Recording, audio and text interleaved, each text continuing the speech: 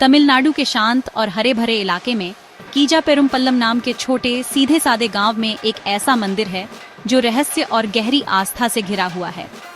ये नागनाथ स्वामी मंदिर है, एक ऐसी जगह जिसका हिंदू ज्योतिष के ब्रह्मांडीय नक्शे में एक खास महत्व है। ये सिर्फ पूजा का एक और घर नहीं है, इसे केतु को समर्पित सबसे खास मंदिर माना जाता है, जो 9 खगोलीय पिंडों या नवग्रहों में से एक हैं, जिनके बारे में माना जाता है कि वे इंसान की किस्मत पर असर डालते हैं। देश के हर कोने से तीर्थयात्री इस पवित्र जगह पर आते हैं। उनके दिल उम्मीद और इस गहरे विश्वास से भरे होते हैं कि वे यहाँ प्रार्थना करके केतु के बुरे प्रभावों से शांति और मुक्ति पा सकते हैं। इस जगह की हवा में पुरानी मंत्रों और अनगिनत भक्तों की शांत प्रार्थनाएं गूंजती हैं, जो सदियों से इसकी जमीन पर चले हैं। मंदिर की खासियत इसका केतु भगवान पर अकेला ध्यान है, जबकि दक्षिण भारत के कई मंदिर भगवान शिव को समर्पित हैं। यह खास मंदिर एक केतु स्थलम के रूप में प्रसिद्ध है, एक खास जगह जहां खगोलीय छायाग्रह केतु की बहुत श्रद्धा से पूजा की जाती है।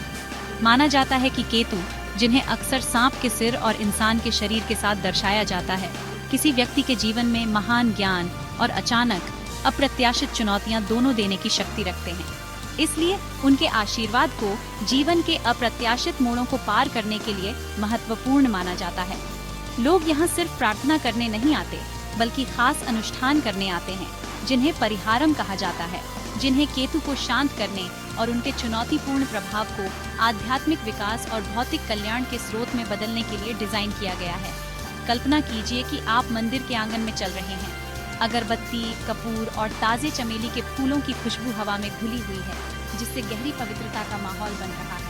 प्राचीन पत्थर के खंभे पौराणिक कथाओं से, जटिल आकृतियों से खुदे हुए पुराने समय की कहानियां सुनाते हुए लगते हैं। आप परिवारों, व्यक्तियों और पुजारियों को शांत उद्देश्य के साथ घूमते हुए देखते हैं। उनके चेहरे पर भक्ति और प्रत्याशा का मिश्रण झलकता है। वे दूध के छोटे बर्तन, नारियल और अन्य चढ़ावे लिए हुए हैं। हर चीज उनके समर्पण और विश्वास का प्रतीक है। मंदिर परिसर हालांकि विशाल नहीं है, अपनी आध्यात्मिक ऊर्जा में विशाल लगता है। एक शक्तिशाली भूमि जहां सांसारिक और दिव्य आस्था और अनुष्ठान के सामंजस्यपूर्ण नृत्य में मिलते हुए लगते हैं। कीजा पेरुम्पल्लम की यात्रा खुद तीर्थ यात्रा का हिस्सा है। यह आधुनिक जीवन की हलचल से एक प्रस्थान है और एक ऐसी दुनिया में प्रवेश है जहां विश्वास मार्गदर्शक सिद्धांत है। जिन लोगों की ज्योतिषीय कुंडलियों में केतु की मजबूत और अक्सर मुश्किल स्थिति होती है, उनके लिए यह मंदिर सिर्फ एक गंतव्य से अधिक है। यह आशा की एक किरण है। यह उन ब्रह्मांडीय शक्तियों के साथ जुड़ने का एक ठोस तरीका दर्शाता है, जो उनके जीवन को आकार देती है। उनका मानना है कि यहाँ सीधे देवता से बात करके, शुद्ध हृदय से अपनी भेंट चढ़ाकर वे अपनी किस्मत फिर से लिख सकते हैं, बाधाओं को अवसरों में बदल सकते हैं और शांति, समृद्धि और आध्यात्मिक मुक्ति की ओर एक यात्रा खोल सकते हैं। एक वादा जिसने पीढ़ियों से यहाँ साधकों को आकर्षित किया है। वैदिक ज्योतिष में ब्रह्मांड सिर्फ सूरज, चांद और उन ग्रहों से नियंत्रित नहीं होता जिन्हें हम देख सकते हैं। राहु और केतु नामक 2 अन्य शक्तिशाली संस्थाएं हैं। ये भौतिक ग्रह नहीं हैं, बल्कि इन्हें छाया ग्रह कहा जाता है। ये आकाश में वे बिंदु दर्शाते हैं जहां चंद्रमा की कक्षा पृथ्वी के सूर्य के चारों ओर के पथ से मिलती है। इन्हें असीम गुरुत्वाकर्षण और कर्म ऊर्जा के 2 अदृश्य बिंदुओं के रूप में सोचें।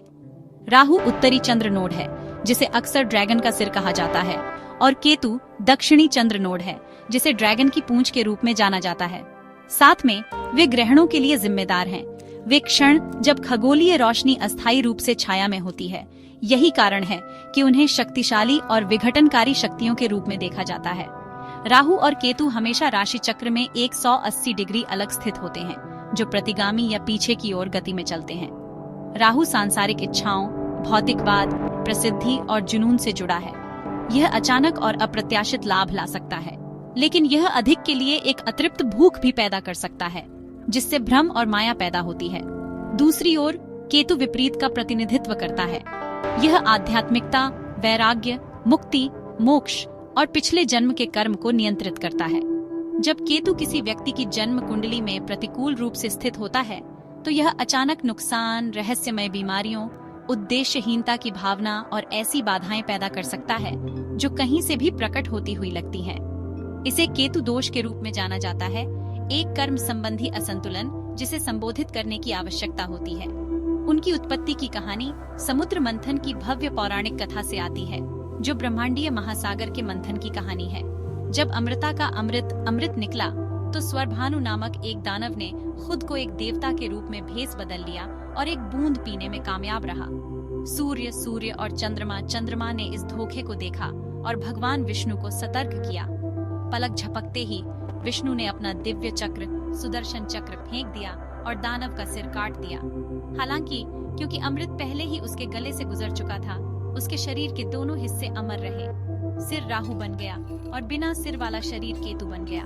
उन्हें उजागर करने के लिए सूर्य और चंद्रमा पर हमेशा के लिए क्रोधित राहु और केतु को समय समय पर उन्हें निगलने के लिए कहा जाता है, जिससे सूर्य और चंद्र ग्रहण होते हैं। यह पौराणिक कथा उनकी प्रकृति को खूबसूरती से समझाती है। राहु सिर हमेशा दुनिया का उपभोग और अनुभव करने की तलाश में रहता है, लेकिन कभी संतुष्ट नहीं होता क्योंकि उसका कोई शरीर नहीं होता। केतु शरीर ने सब कुछ अनुभव किया है, लेकिन उसकी इच्छाओं को निर्देशित करने के लिए कोई सिर नहीं है, इसलिए यह वैराग्य और आध्यात्मिकता की ओर झुकता है। एक व्यक्ति के जीवन में इन दो छाया ग्रहों की स्थिति उनके कर्म यात्रा के बारे में बहुत कुछ बताती है। केतु विशेष रूप से व्यक्तियों को भौतिक दुनिया से परे देखने के लिए प्रेरित करता है, अक्सर चुनौतीपूर्ण अनुभवों के माध्यम से, जो उन्हें जीवन में एक गहरा अर्थ खोजने के लिए मजबूर करते हैं। उनके प्रभाव को समझना उनकी शक्तिशाली ऊर्जाओं को संतुलित करने का एक तरीका खोजने की दिशा में पहला कदम है। एक ऐसा मार्ग जो अक्सर भक्तों को नागनाथ स्वामी मंदिर जैसे पवित्र स्थानों पर ले जाता है। नागनाथ स्वामी मंदिर में पूजा के केंद्र में एक अनोखा और चमत्कारी अनुष्ठान है, केतु की मूर्ति का दूध से अभिषेकम या पवित्र स्नान। यह सिर्फ एक नियमित भेंट नहीं है, यह एक ऐसी घटना है जिसे भक्त दिव्य स्वीकृति का सीधा संकेत मानते हैं। प्राचीन मान्यता और अनगिनत तीर्थयात्रियों के दैनिक अनुभव के अनुसार, जब केतु की पत्थर की मूर्ति पर ताजा सफेद दूध डाला जाता है तो यह चमत्कारी रूप से नीले रंग में बदल जाता है। यह अविश्वसनीय परिवर्तन वहां मौजूद हर कोई देखता है और इसे इस बात का अंतिम प्रमाण माना जाता है कि केतु भगवान ने भक्त की भेंट को व्यक्तिगत रूप से स्वीकार कर लिया है और उनके जीवन से नकारात्मक ऊर्जाओं और विषाक्त पदार्थों को अवशोषित कर रहे हैं। ठीक वैसे ही जैसे भगवान शिव ने ब्रह्मांडीय महासागर से जहर का सेवन किया था। यह अनुष्ठान रोजाना किया जाता है, खासकर राहु काल के दौरान, एक खास समय जिसे नई शुरुआत के लिए अशुभ माना जाता है, लेकिन छाया ग्रहों को शांत करने वाले अनुष्ठानों के लिए अत्यधिक शक्तिशाली होता है। भक्त, जिन्हें अक्सर ज्योतिषियों द्वारा इस समारोह को करने की सलाह दी जाती है, मंदिर में दूध के पैकेट या छोटे बर्तन लाते हैं। गहरी श्रद्धा के साथ पुजारी दूध लेता है और केतु की मूर्ति पर लगातार धारा में इसे डालना शुरू कर देता है। जैसे ही शुद्ध सफेद तरल गहरे पत्थर पर बहता है, देखने वाले अपनी आंखों के सामने रंग बदलते हुए देखते हैं। आस्तिकों के लिए यह कोई रासायनिक प्रतिक्रिया या प्रकाश का धोखा नहीं है, यह एक दिव्य तमाशा है। खगोलीय प्राणी के साथ सीधे संवाद का एक क्षण उन्हें यह आश्वासन देता है कि उनकी प्रार्थनाएं सुनी गई हैं और उनके बोझ उठाए जा रहे हैं। इस कार्य का प्रतीकवाद गहरा है।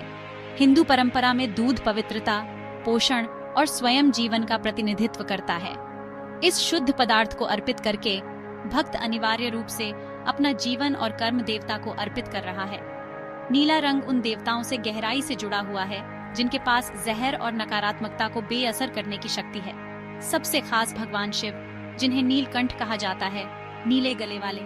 जब दूध नीला हो जाता है तो यह दर्शाता है कि केतु अपनी दिव्य कृपा में भक्त के जीवन में दोषों या कष्टों का सेवन कर रहा है, उनके कर्म संबंधी जहर को आशीर्वाद के अमृत में बदल रहा है।